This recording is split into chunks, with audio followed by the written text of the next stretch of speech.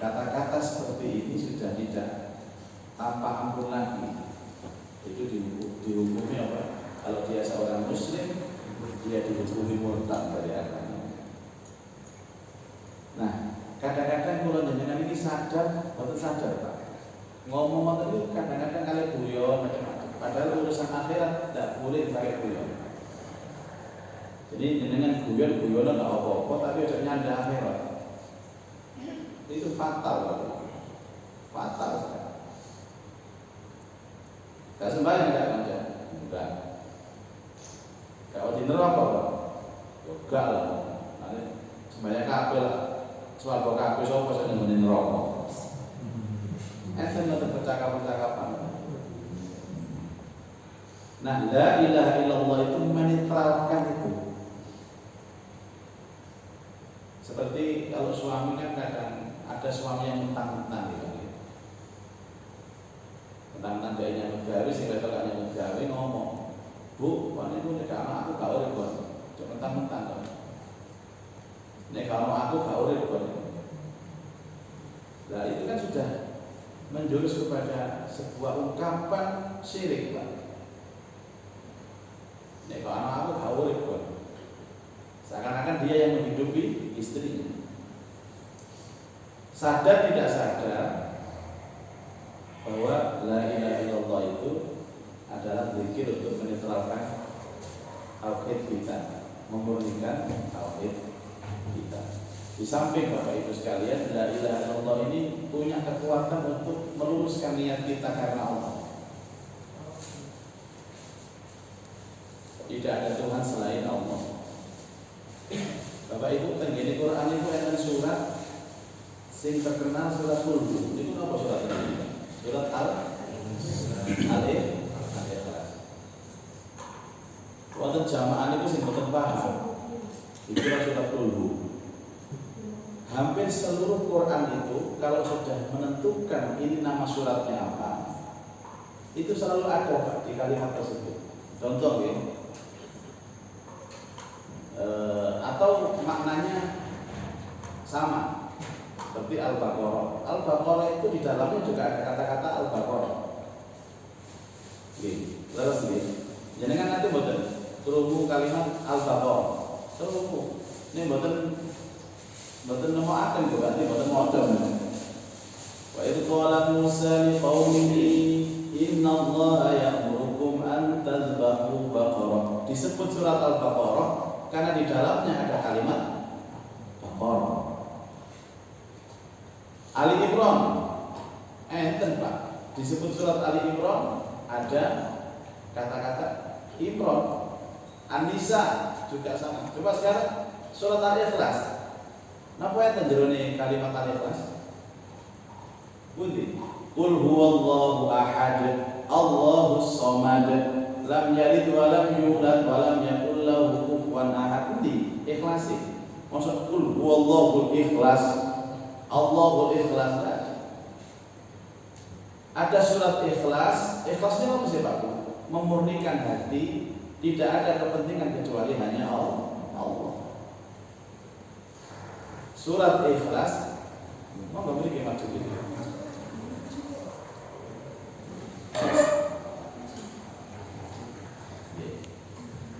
Surat Al-Ikhlas, tapi di dalamnya tidak menemukan kata-kata ikhlas. Pundi yang menunjukkan ikhlas itu Pak? Ahad. Kul katakan. Huwa Allah. Kul huwa Allah. Dialah Allah. Ahad yang maha satu. Jadi mengesahkan Allah niku memurnikan. Kodame la ilaha illallah, tiada Tuhan selain Allah. Niki kalimatul ikhlas. Makanya ada ahlikan menyatakan kalimat ini kita hidup, dengan kalimat ini kita mati, dan dengan kalimat ini kita dibangkitkan. Biha nahya wa biha namut wa biha insyaallah ta'ala minal amin. Jadikan la ilaha illallah sebagai wiridan dalam kehidupan, nanti dalam kematian kita dan hari kebangkitan. Ini mantra la ilaha. Cuman memang para ulama itu memberikan versi macam-macam. Ada Ada yang wiridannya itu pelan-pelan, la ilaha illallah, la ilaha illallah. Ada yang sedengan, la ilaha illallah, la ilaha illallah. Ada yang cepet, la ilaha illallah, la ilaha illallah. Ada yang nemen cepetin, mungkin mereka punya dalil sendiri-sendiri, Pak. Kalau nanti cak tanglet, sing cepet ini tanglet. Nek kula, nek versi ini Pak Muzaki apa? Kalau versi ini versi tengah-tengah. La ilaha illallah, la ilaha illallah. Sing paling wajar itu tengah nih Bang ya. Kecuali donat gitu Pak. Tolong tengah ya. Jadi sing cepet-cepet kalau takon Pak, ya nopo sampe niku kok jawabannya apa jawabannya? Kalau ini pelan ngantuk, ini pelan ngantuk. Enggak nek ngantuk, kalau bon setan akhir gak wiridan. Termasuk sing sholat tarawih cukup penting lho Pak Bu. Kalau nanti takon apa sholat tarawih cukup? Allah. Alasannya jare ini cek gak telepon setan. Nek kesuwen Allahu Akbar sami Allahu liman hamidah mungkin angop, nek mun angop setan yang mlebu akhirnya ngantuk, beda ngantuk iki kopi. Bapak Ibu sekalian, oke, la ilaha illallah jangan sampai lepas.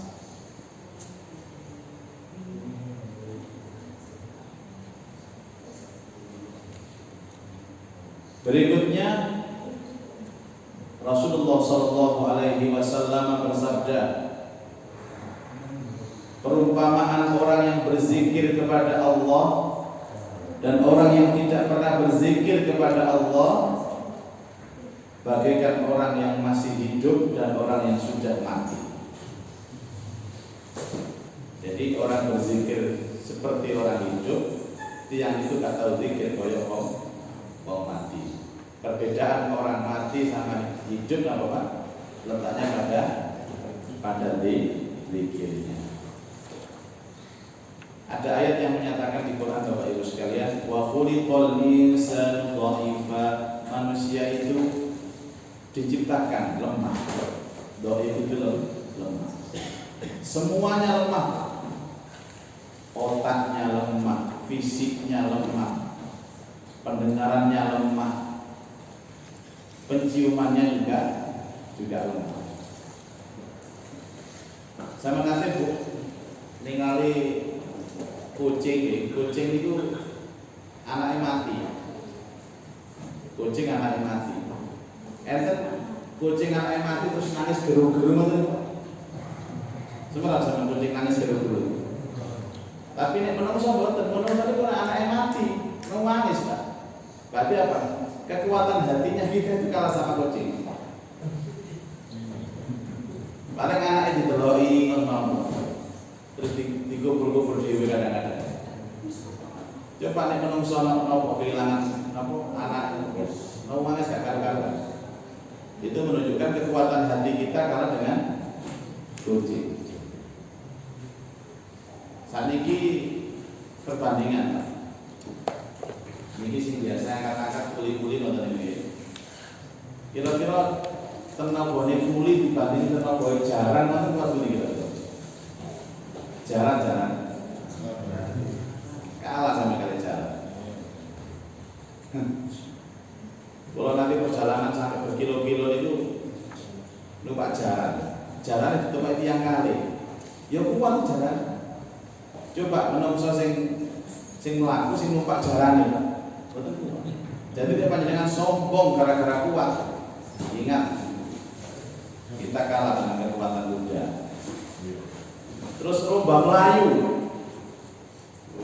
sampai kancil sama kalah. Pandangan mata, menungso kali kucing kalah sama. Daya penciuman, nyata nih kita nggih. Kalau kopinya cedek, ambu, coba jaket Joko Beriku kopi ini, betul ambu, kalah kali, ngapunten, asu, Daya penciuman nasu itu masya Allah luar biasa. Jadi panca indera kita itu ketika dibandingkan dengan hewan kalah sedaya. Lan kalah sedaya tentu di kekuatannya menungso dari lafaz zikirnya. Mulane wong niku nek gak gelem zikir nggih koyo kewan. Sik menangan kewan sampean. Kekuatan manusia itu dari zikir. Nek wis gak zikir pun lemah, semuanya lemah.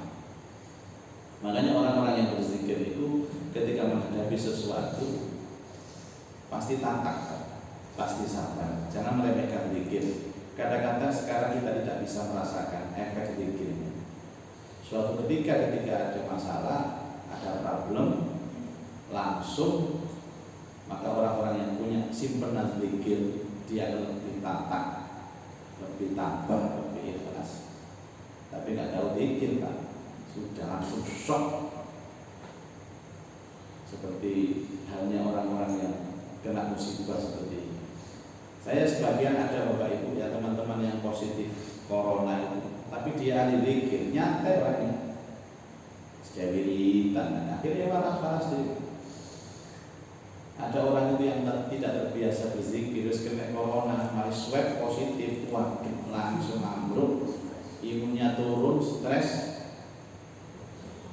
Orang kalau seperti itu Pak, dikena wiritan, sekali so.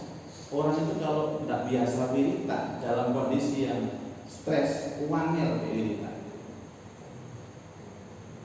Jika wiritan yang kursi nggak diwocok-wocok, tapi nunggu kursi ya. Makanya wiritan ini sesungguhnya akan berfungsi pada saat keadaan emergensi. Ya, panjenengan yang maca la ilaha illallah dalam keadaan normal gampang waktu. Tapi kalau dalam keadaan nazar, wangil gitu. Kecuali mereka yang terbiasa mengucapkan hal-hal ini. Apa mana itu? Gak sampai duwe amal ngoten niku wis angel Pak. Wan nazi'ati gharqa wan nasyitati nashqa. Demi malaikat yang mencabut nyawa, gharqa dengan keras. Jadi besok itu ada orang itu yang dicabut nyawanya dengan keras, dituari. Dalam hadis Nabi Shallallahu Alaihi Wasallam menyampaikan orang-orang yang durhaka kepada Allah menjelang ajal akan didatangi oleh malaikat. Dan malaikat ini mencela dia, mengumpat dia. Apa umpatannya? Wahai ruh yang busuk, bangsa keluar dari tubuh ini. Ditarik nyawanya dengan paksa oleh malaikat. Kata Rasulullah, seperti kain wol. Wol itu yang kemudian kemasukan duri. Kain wol itu masukkan duri, terus kain wolnya kena air. Wol itu boleh ikut semerabi kain wol itu, okay? Iya biasa itu kain. Kain wol itu nek buat teles Pak, gampang tarikannya. Tapi nek pun teles, nyantol, rini nyantol, dituari. Wan nazi'ati gharqa. Tapi wan nasyitati nashta, demi malaikat yang narik nyawa dengan halus. Muga-muga kalau sampean termasuk wan nasyitati nashta. Malaikat datang menjelma menjadi seorang laki-laki yang tampan, selalu tersenyum dan mengatakan, wahai ruh yang baik, keluarlah. Jangan takut, jangan sedih. Lihatlah kenikmatan Allah yang telah dijanjikan. Ngoten niku nek posisi ngoten gak biasa model la ilaha illallah. Gak bisa. Kadang ngomongnya ternyata bro masalah la ilaha illallah gampang kok. Gampang kalau kondisi normal. Lah wis ketegak katanya jarene kena corona niku ketegak. Enggak bisa bernafas. Tapi akan sangat mudah bagi mereka yang kulino atau terbiasa membacanya. Kalau ditakoni jamaah apa? Saya membaca dalam data statistik orang yang mati setiap hari sedunia itu katanya lebih dari 2 juta dalam sehari. Nah ini sandunya 2 juta Pak. Itu nomor malaikat Israel bukan keuangan. Aku gak nyongko oleh pertanyaan kalau ini tadi. Iki al-hijrah tadi mas. Kalau jawab sana kok cerdas pak. Cek mikir no pegawai malaikat. Gak nyongko oleh pertanyaan kalau ini. Nah, Bapak Ibu, ternyata di Al-Quran ketika Allah menyebutkan malaikat dan tugas-tugasnya, Allah selalu mengungkapkan dengan kalimat jamak. Jamak itu apa? Banyak. Nek malaikat itu mufrad satu, nek jamak itu malak. Makanya tadi demi malaikat wan nazi'ati gharqa, demi malaikat yang mencabut nyawa. Malaikat berarti apa tandanya? Tidak satu, banyak. Jadi setiap malaikat yang 10 yang wajib kita ketahui itu oleh Allah diberikan asisten-asisten, anak buah. Malaikat penjaga pintu neraka siapa? Malaikat Malik. Malaikat Malik itu punya anak buah ribuan bahkan juta. Termasuk salah satunya malaikat Zabaniyah. Itu asistennya malaikat Malik. Termasuk malaikat Israel ini Pak. Jadi jangan dipikir kemudian mari jemput nang Amerika langsung nang Indonesia buat nang Singapura. Kesel malaikatnya. Sinten sing rezeki akhirnya dikembangkan macam-macam. Tidak Bapak. Di samping kebesaran Allah bisa jadi itu malaikat Israel, tapi malaikat-malaikat maut ini berkeliling terus yaduru ala al-hayy, terus berkeliling. Bahkan dalam hadis yang sahih Nabi SAW menyampaikan setiap hari ini sesungguhnya kita dikunjungi oleh malaikat maut. Tidak menyebut malaikat Israel, bisa itu asistennya malaikat Israel. Berapa kali? 70 kali. Saya diintip malaikat maut itu 70 kali Pak, tiap hari. Saya ngomong Rasul nih. Jadi kalau 70 kali dibagi 24 jam, berarti per setengah jam. Jadi kan diintip sampai malaikat maut. Itulah. Terwayai akhirnya. Joko terwayai Joko ngalirin. Nanang terwayai. Terakhir Muzaki, kok sesuai gitu.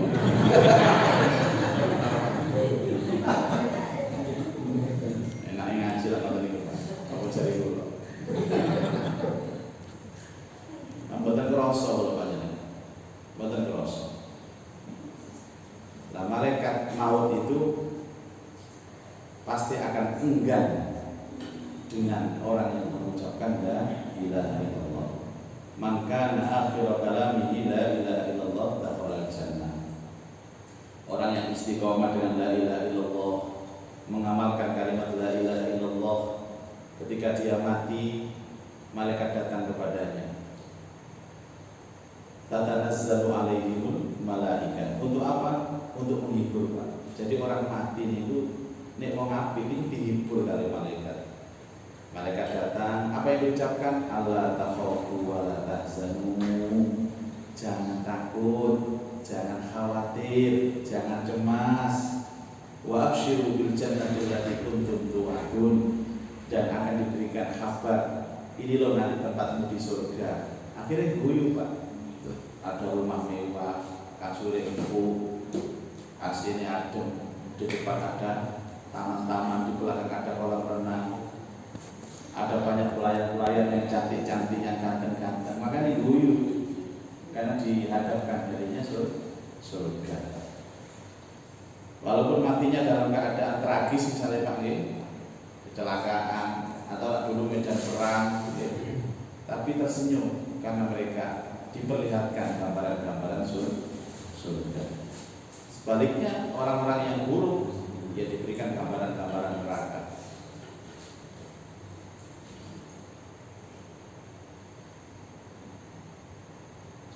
Dalam hadis yang diriwayatkan oleh Imam Muslim dari Sa'ad bin Abi Waqqas, dia mengatakan pada suatu ketika seorang Badui datang menghadap kepada Rasulullah dan dia berkata, "Ya Rasulullah, ajarkan kepadaku sebuah perkataan yang akan aku ucapkan." Wenake dalam biyen itu kepingin nonton ngadep dengan Rasulullah, "Ya Rasulullah, ajarkan kepadaku." Kemudian Rasulullah mengajarkan Qul la ilaha illallah wahdahu la syarikalah. Ini kalimat yang diajarkan Nabi kepada orang ini. Allahu akbar kabira walhamdulillahi katsira. Subhanallahi rabbil alamin la haula wala quwwata illa billahil azizil hakim. Qala fahaula'i rabbi famali qala Allahumma ighfirli warhamni wahdini warzuqni. Dia mengatakan, kalau saya mengatakan la ilaha illallah wahdahu la syarika Allahu akbar kabira walhamdulillahi katsira subhanallahi rabbil alamin la haula wala quwwata illa billahil azizil hakim. Ini kalimat niki lak muji tengene Allah Nabi. Lan jaluke teng pundi? Jadi ada doa itu yang berdimensi memuji Allah. Ada doa yang berdimensi meminta sesuatu kepada Allah. Ini kita memuji, Pak. La ilaha illallah, tiada Tuhan selain Allah. La syarika, tidak ada sekutu bagi Allah. Allahu akbar, Allah Maha Besar. Kabira walhamdulillahi katsira. Dengan memuji sebanyak-banyak pujian. Subhanallah, Maha Suci Allah Rabbil Alamin, yang memelihara alam semesta. Tidak ada kekuatan, tidak ada daya upaya kecuali Allah. Ini kita memuji. Dan jalur pundi? Rasulullah melanjutkan, qul ucapkan doa ini. Allahumma ighfirli warhamni wahdini warzuqni. Niki mirip-mirip doa apa, Pak? Duduk di antara dua sujud. Allahumma ighfirli, ya Allah ampuni dosaku. Warhamni, sayangi aku. Wahdini, tunjukkan kepadaku. Warzuqni, berikan rezeki kepadaku. 4 kalimat yang memuat seluruh kebutuhan hidup, Pak. Ya Allah ampuni aku, sayangi aku, berikan hidayah kepadaku, dan berikan rezeki kepadaku. Tidak ada permintaan yang lebih baik dari ini. Dosanya diampuni, hidupnya disayangi, jalannya diberikan petunjuk, diberikan rezeki yang melimpah dari Allah. Maka tidak ada rumus orang itu yang ahli zikir melarat betul-betul. Ya, mesti kecukupan. Ya, tapi yang itu susah, berarti ada yang error di situ dalam hidupnya. Karena jalan kebaikan semua Allah berikan kepada kita. Napa sing boten dibeber kali Nabi. Suatu ketika Nabi Shallallahu Alaihi Wasallam di depan sahabat-sahabat Ansor mengatakan, saya ini diutus oleh Allah untuk menyampaikan semua keluh kesah kalian. Jadi masalah apa ngomong. Dan tidak ada satupun ilmu yang saya simpan. Ngomong, semua ada solusi. Baik solusi itu melalui pekerjaan maupun melalui zikir. Sehingga kitab Al-Adhkar ini Bapak Ibu, saya menjaluk wiritan nopo niku enten nanti. Donga nopo niku enten niki. Yen mboten percaya donga mlebu jeding enten niki. Donga menek kelopon lho enten niki. Cuman kelopone enggak ono sing.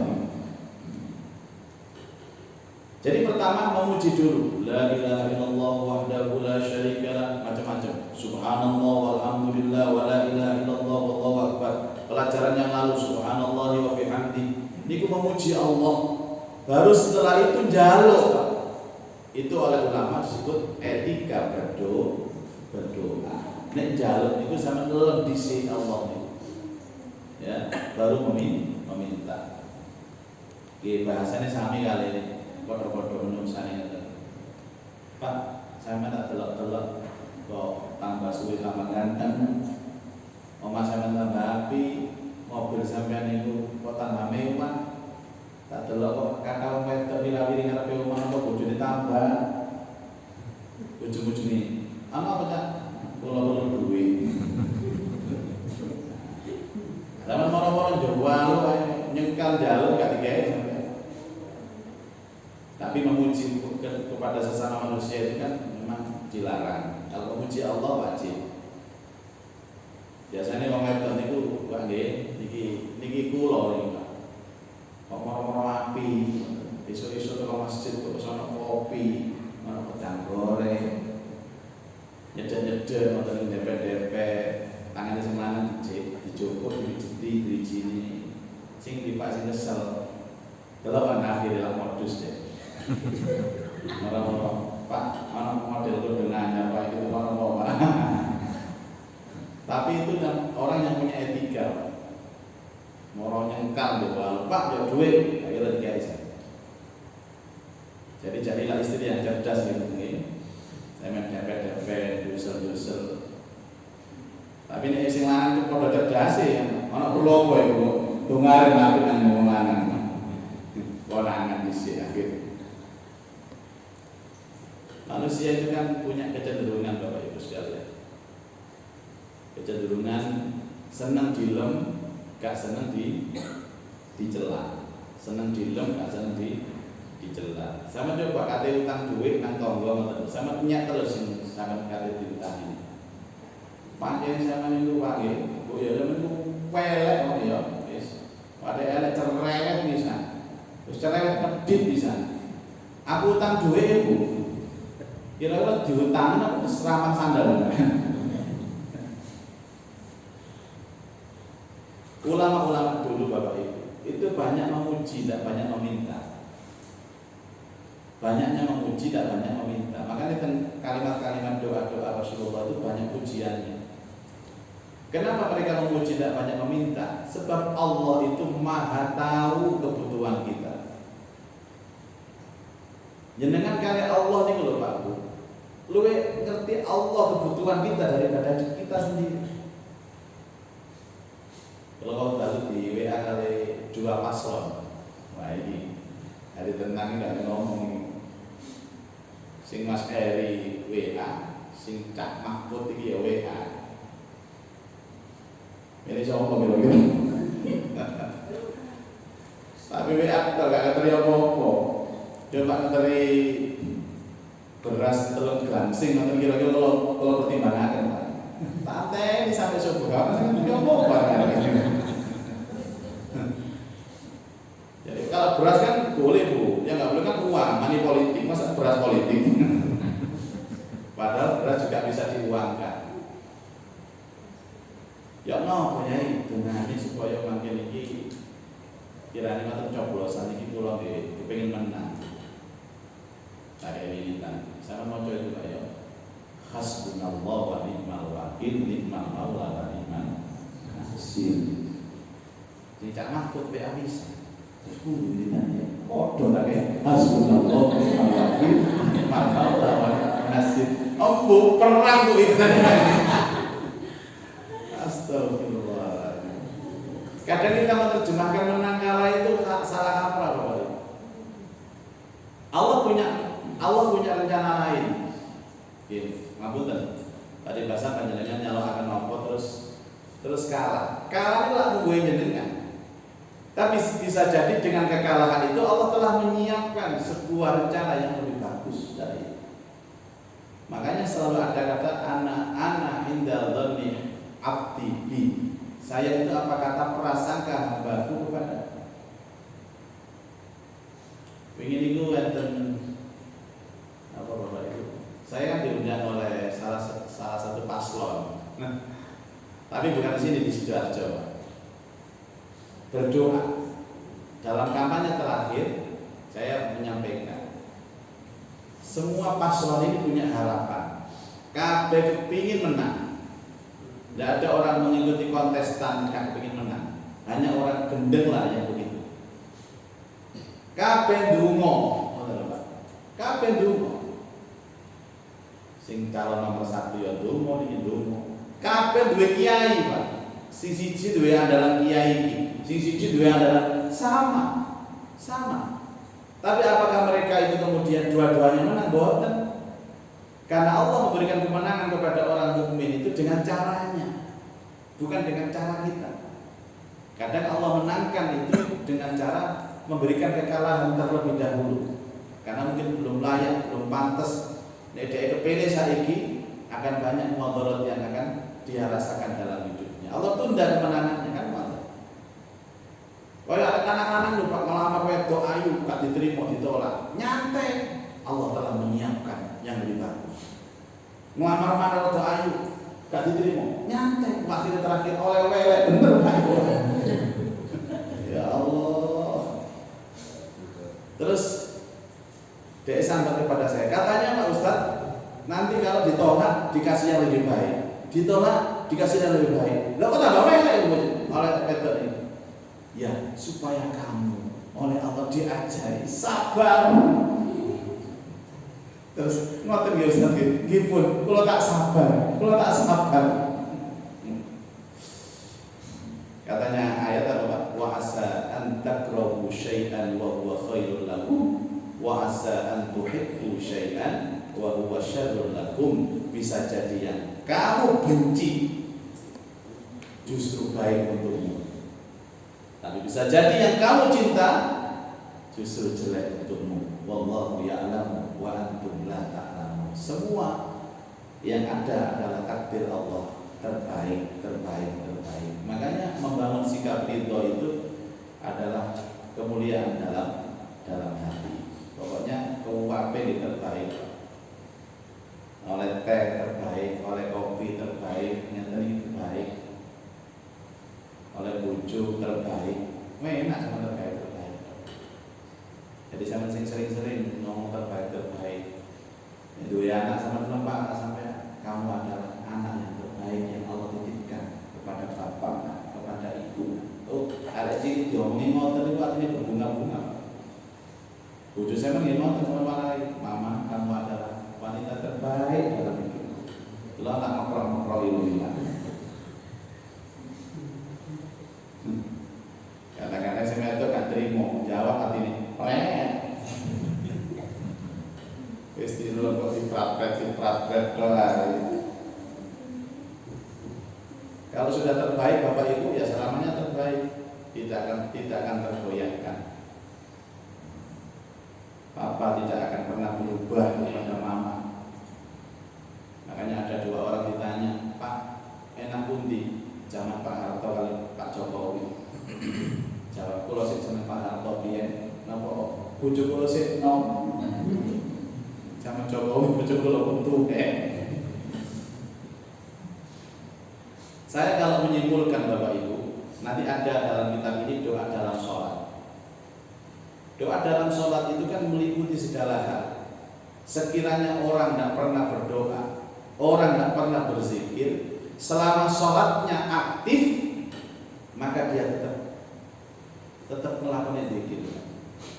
Karena di dalam sholat itu termuat puji-pujian. Coba, dengan Allahu Akbar kabira walhamdulillahi katsira wa subhanallahi bukratan wa asila inni wajjahtu. Ini kan memuji Allah. Sama. Ruku Allahu Akbar subhana rabbiyal azim wa bihamdi, memuji Allah.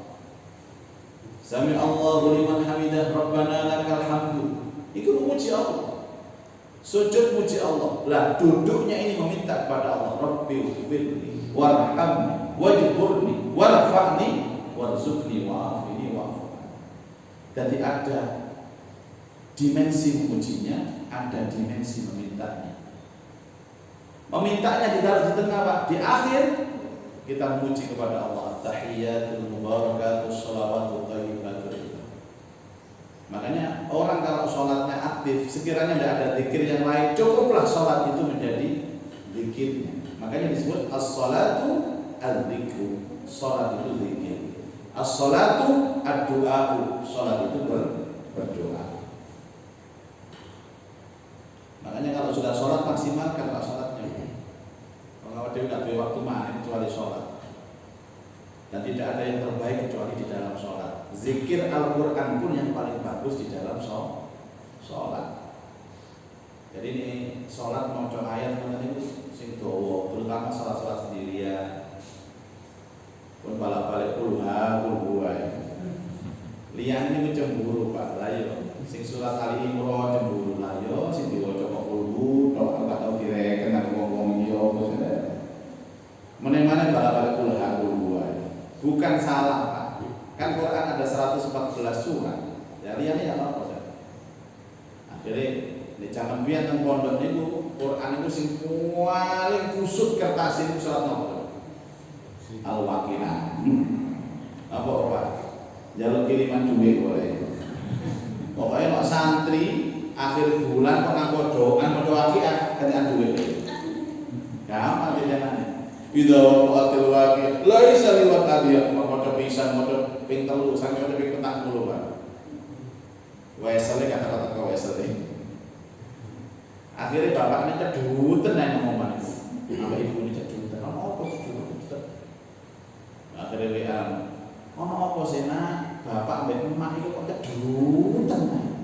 Ya aku iki maca Waqiah terus mak. Bapak kae sampean. Apa duwe kontak?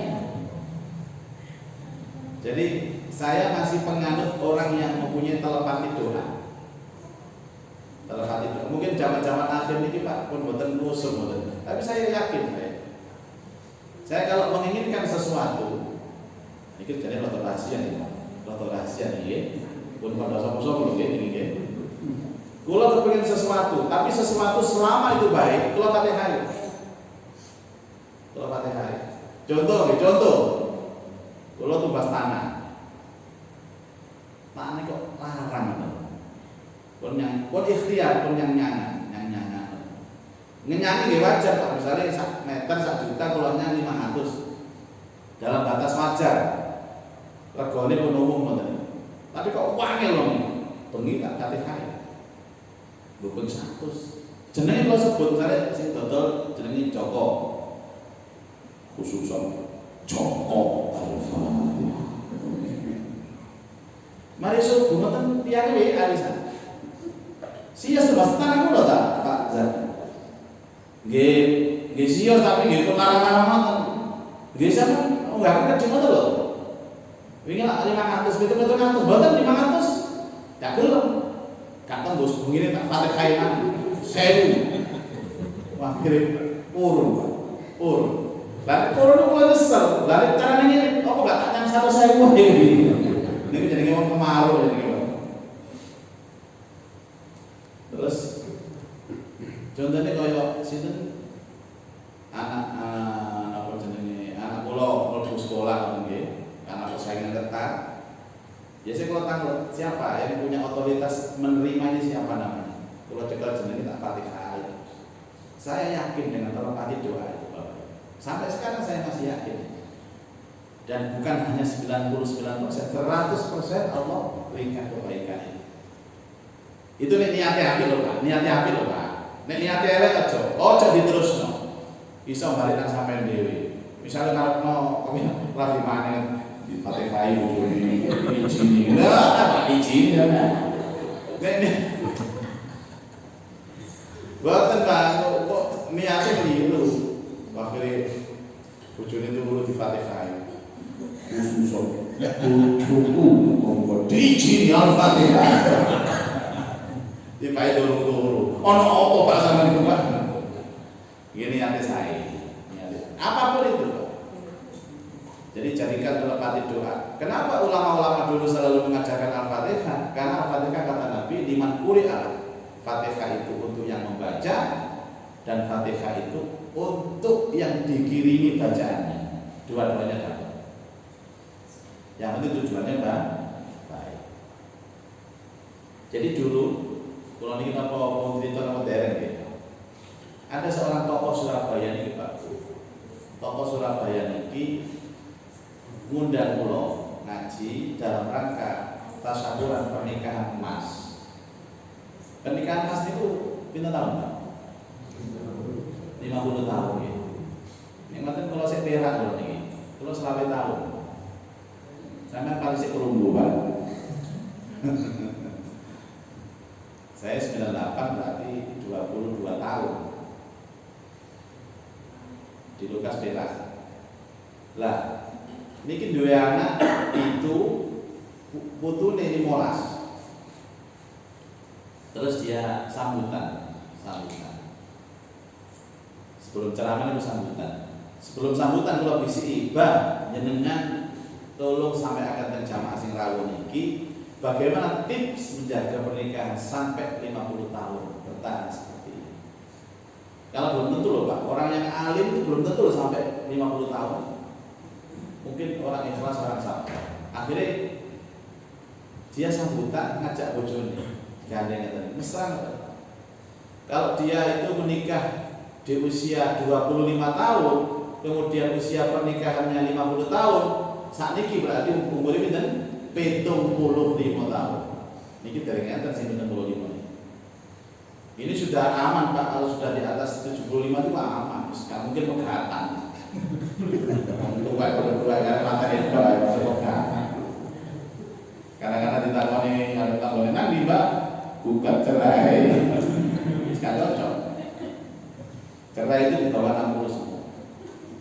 Terus jalan sambutannya dia mengatakan, alhamdulillah Allah Ta'ala memberikan saya bertahan sampai 50 tahun ini bukan karena kami orang baik, bukan.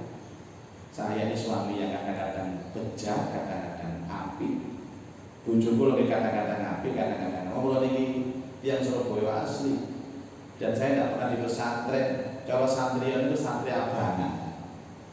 Tapi kenapa bertahan? Cerita Pak. Setiap kali pulau ini salah ini misalnya selingkuh betul Pak. Kadang-kadang ada khilafi. Wong lanang jenenge kumpul ambek wong wedok nang jowo kadang-kadang khilaf. Khilaf itu sekali tok Pak, ojo bendino khilaf. Kadang-kadang selingkuh ganti maneh, kula khilaf, ganti maneh kula khilaf. Maka kate sampai belengger oleh nyatet sampean sering khilaf. Ketika saya itu terjebak dalam sebuah kemaksiatan, khilaf, bojoku lho mboten ngamuk. Iki cerita Pak. Bojoku mboten ngamuk. Nggih ngiling tok, Pak, ojo ngomong itu salah. Nggak pernah Pak marah kepada saya. Tapi dari saya niki, kalau sudah begitu Pak, malam itu saya tahajud, saya fatihai suami saya itu sampai 100 kali, tak sebut jenenge. Ya Allah, jaga suamiku jenenge Tono, misalnya Al-Fatihah, Tono Al-Fatihah. Dikira malaikat gak paham, disebut terus jenenge. Akhirnya lulu sendiri, balik. Sama hanya istrinya juga Pak, istrinya juga punya pergaulan. Kalau salah, tidak diamuk habis mana. Nah ternyata apa ilmunya? Wong lanang itu gak seneng diamuk apa itu. Apa malah dituding lah ini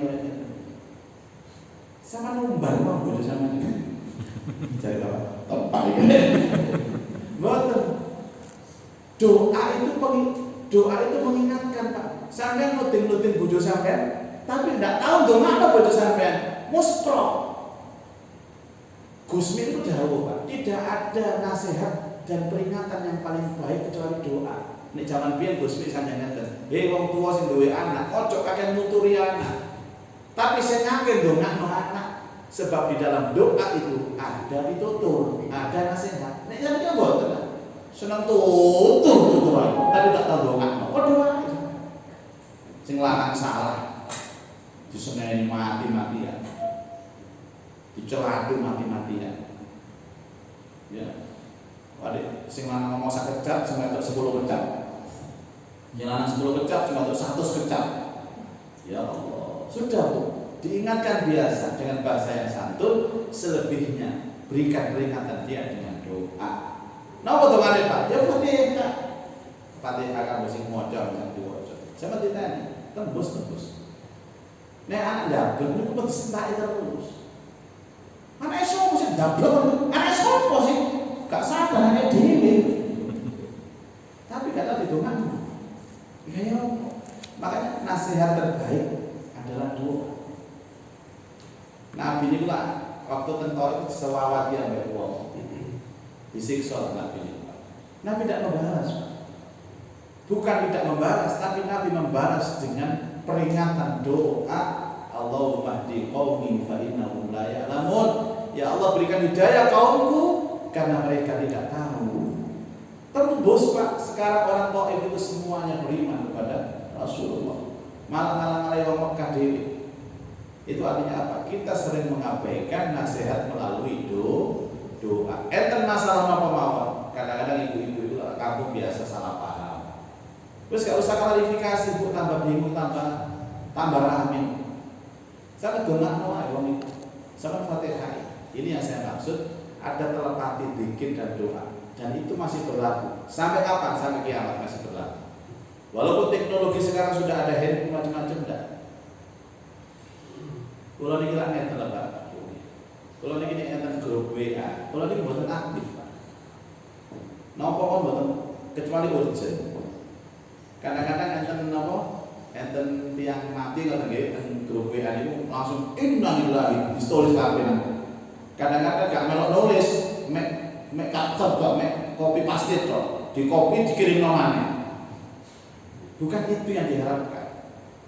Tapi doakan di saat kesendirian kita. Jadi begini gua enten konco juri FDK ngoten sedo, ya Fuad itu sedo. Semua di grup itu mengucapkan saya tidak sama sekali. Karena saya tahu beliau komunikasi pada saat kritis kali pulau Pak. Justru saya tidak tega untuk menyampaikan doa lewat WhatsApp itu. Nanti saya negur dulu kok Pak Zaki kan melok ngomong innalillah. Gak melok itu nang grup iki Cak. Tapi ketika beliau meninggal, saya langsung kirim Fatihah. Saya langsung baca zikir, baca doa. Nah kadang-kadang dia jadi modus Pak. WA dia itu paling kehilangan model. Ya boleh lah silakan. Kok damai ini loh ngirim tahajud itu loh Pak. Nang WA itu nang grup ayo tahajud. Padahal sing ngirim aku turu Pak. Dia bertanya kita mek WA aku terus turu mana? Nanti kalau sopo saya pernah tahajud, ngirim tahajud terus. Coba tak teleponi. Assalamualaikum. Kenapa Cak? Film Ustaz. Lah sing ngesel mau. Itu loh. Aku belum ngoyo loh, saya belum tidak mahal. Ya Allah. Ya ayyuhalladzina amanu lima taquluna ma la taf'alun kabura maqtan indallah. Hei orang yang beriman, kenapa kamu menyuruh orang berbuat baik sementara kau tidak melakukannya? Akan mendatangkan murka Allah, kabura maqtan indallah. Bapak Ibu, jangan pernah meremehkan zikir dan berdoa. Terutama dalam urusan nasihat, urusan telepati hati tadi. Tidak ada nasihat terbaik kecuali doa. Sampai nuturi wangel tuturan.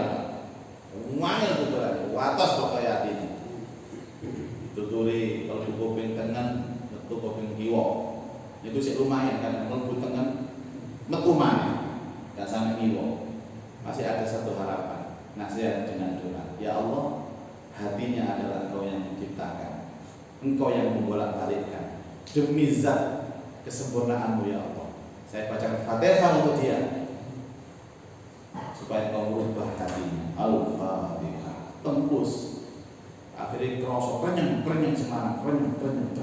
Nah, ini sama kerosok kerenyeng Pak. Berarti bojo sampean maca Fatihah kan sampean.